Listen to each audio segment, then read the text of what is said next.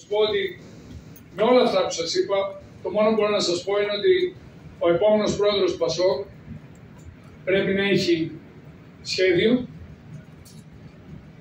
πρέπει να έχει εμπειρία, να ξέρει που θα πάει το καράβι και πρέπει να διασφαλίσει την ενότητα πρωτίστως στο κόμμα και μετά στην κοινωνία. Διότι τα χρόνια που έρχονται θα είναι δύσκολα και ένας από τους μεγαλύτερους κινδύνους που θα αντιμετωπίσει ο επόμενος πρόεδρος του ΠΑΣΟΚ είναι το θέμα της κοινωνικής συνοχής. Και εκεί πρέπει να είμαστε όλοι μαζί. Γιατί ό,τι και να είναι τα δύσκολα χρόνια θα τα περάσουμε πιο εύκολα όταν δουλεύουμε ένας δίπλα στον άλλον και όχι ένας απέναντι στον άλλον.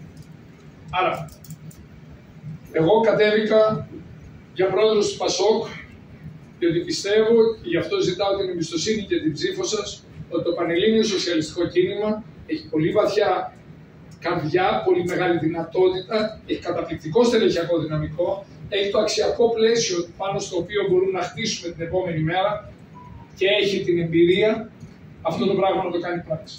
Ζητώ λοιπόν την ψήφο και την εμπιστοσύνη σας για να πάρουμε το ΠΑΣΟΚ από εδώ που είναι σήμερα. Να το φτιάξουμε ένα κόμμα με προοπτική. Και λίγο πριν από τις εκλογές να δούμε τον κύριο Μητσοτάκη στα μάτια και να τις πάρουμε. Μπορούμε να το κάνουμε, το έχουμε ξανακάνει, έχουμε όλα τα στοιχεία που χρειαζόμαστε να το κάνουμε.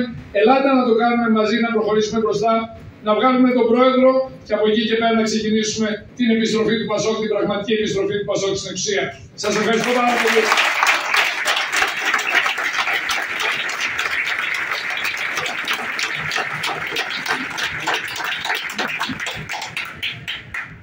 Και πάλι να πω